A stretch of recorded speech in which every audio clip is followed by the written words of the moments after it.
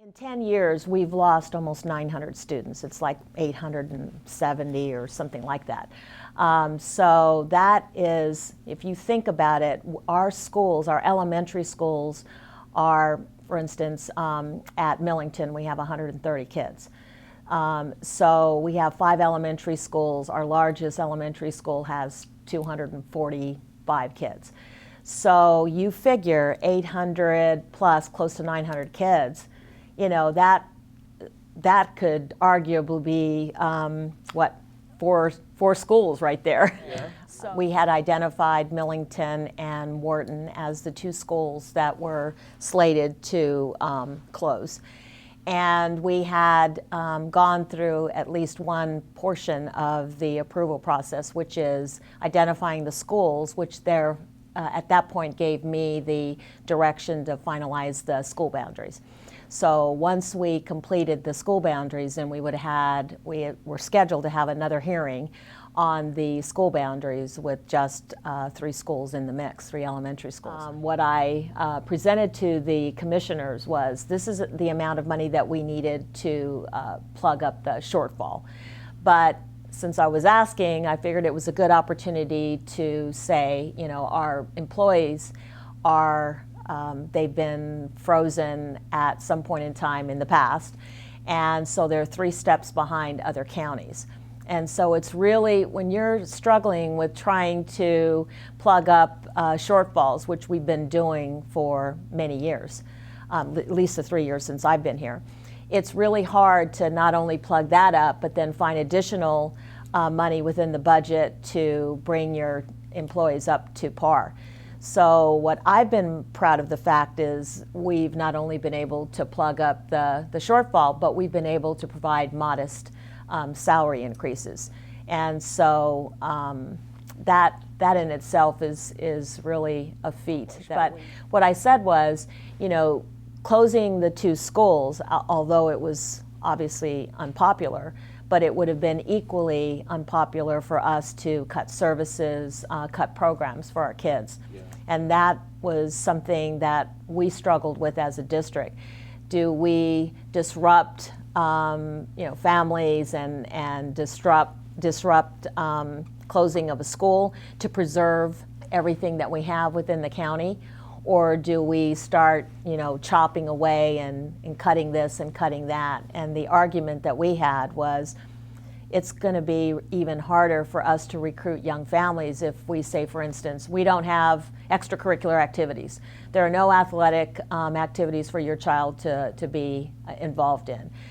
There's no fine arts programs in our elementary schools because we had to cut that.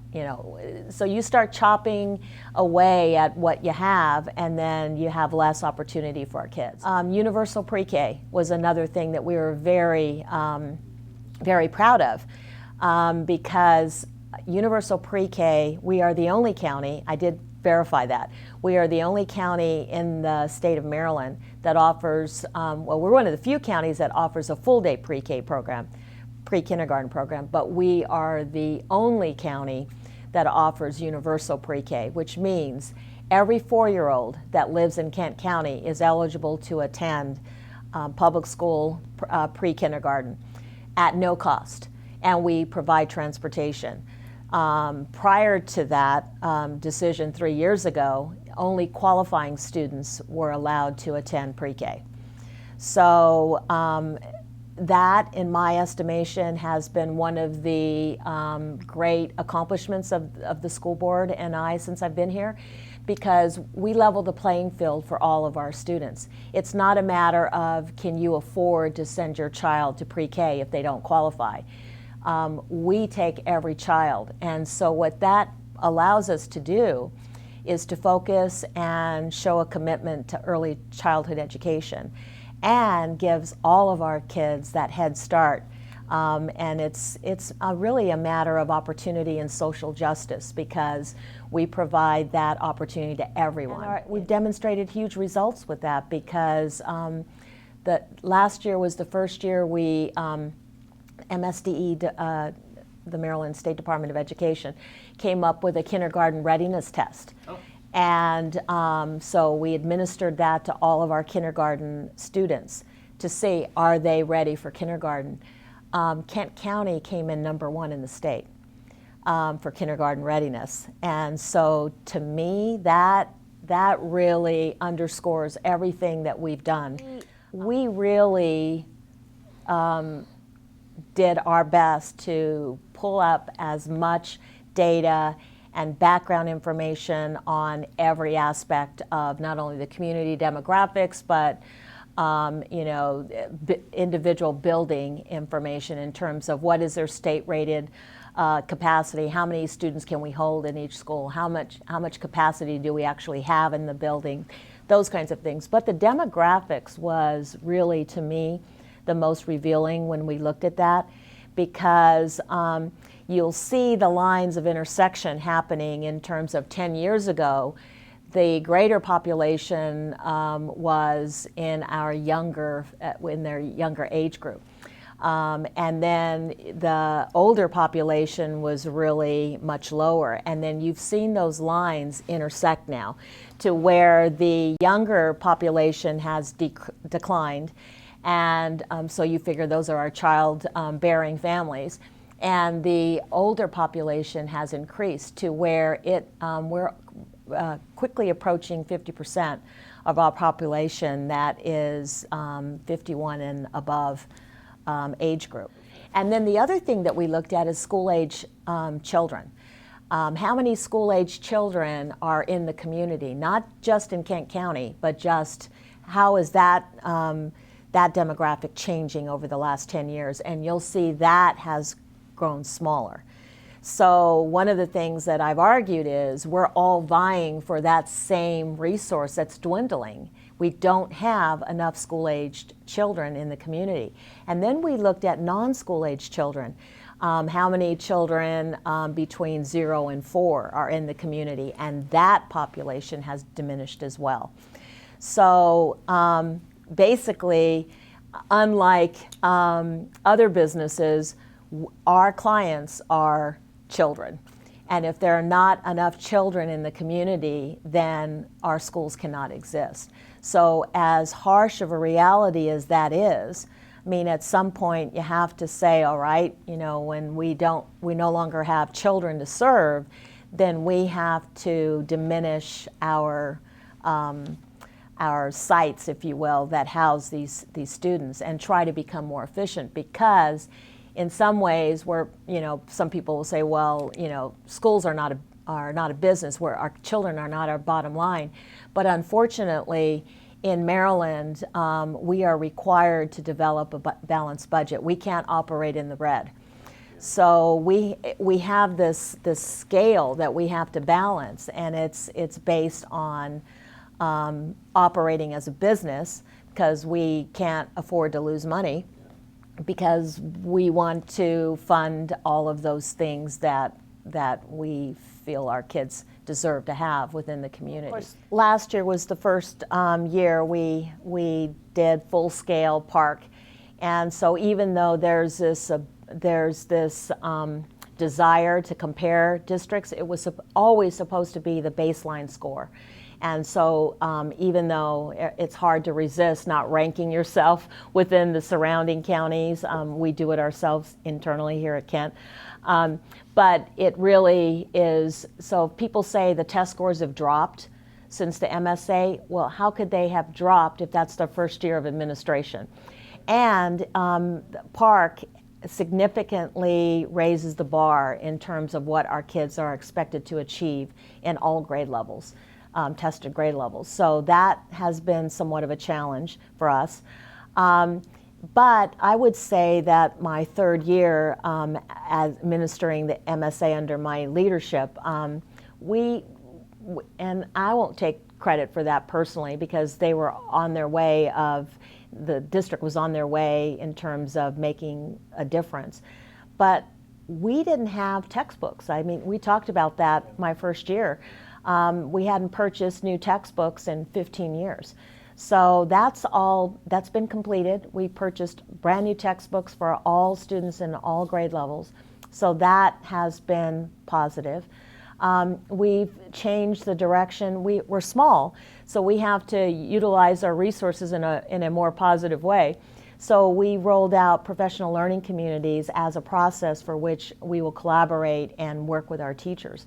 And that really has taken hold in terms of teachers working together to drive what are the standards that we need to achieve and what do we want our kids to master by the time they exit first grade, second grade, third grade.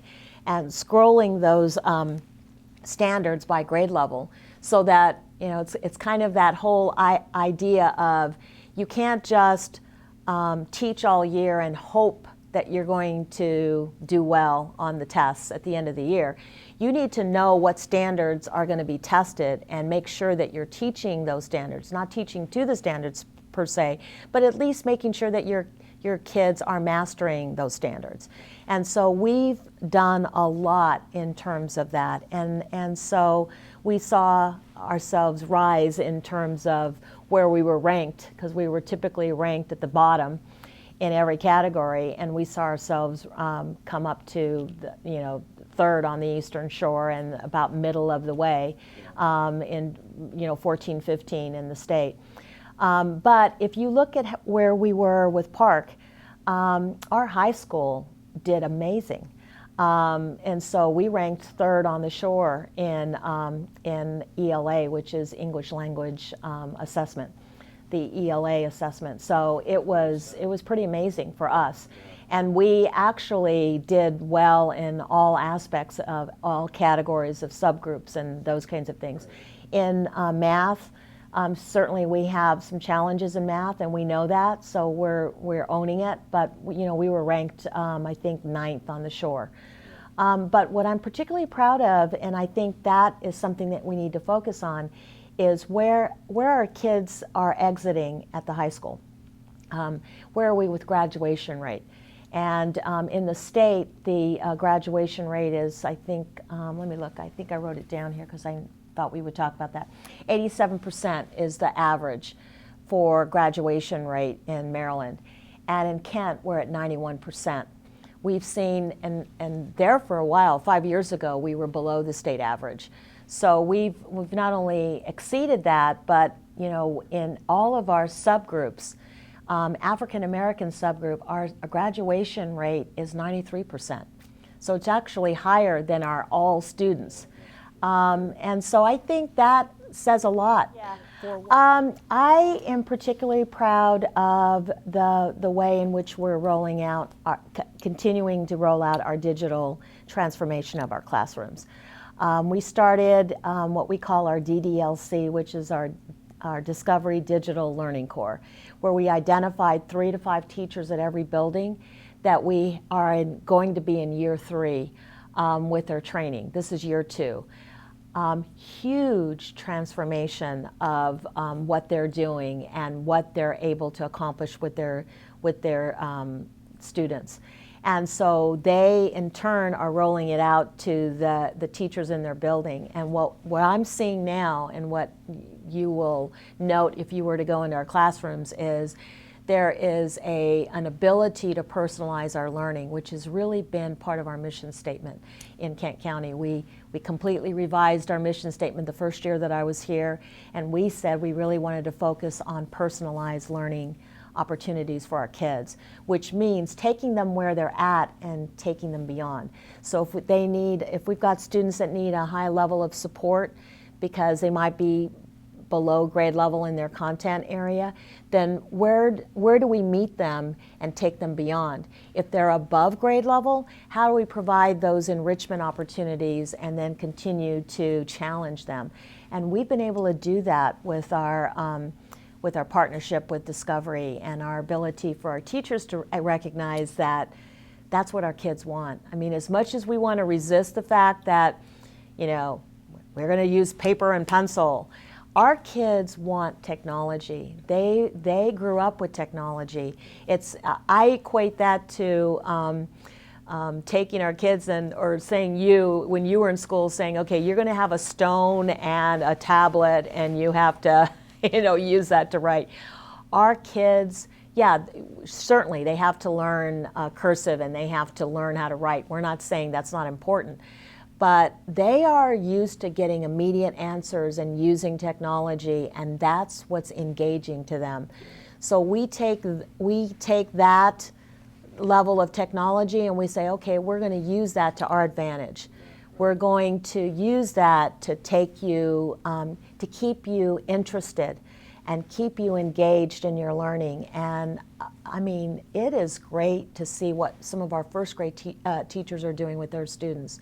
We've got kids that are writing complete paragraphs, and they are, you know, they're using their device to create and to challenge themselves in areas that they're interested in.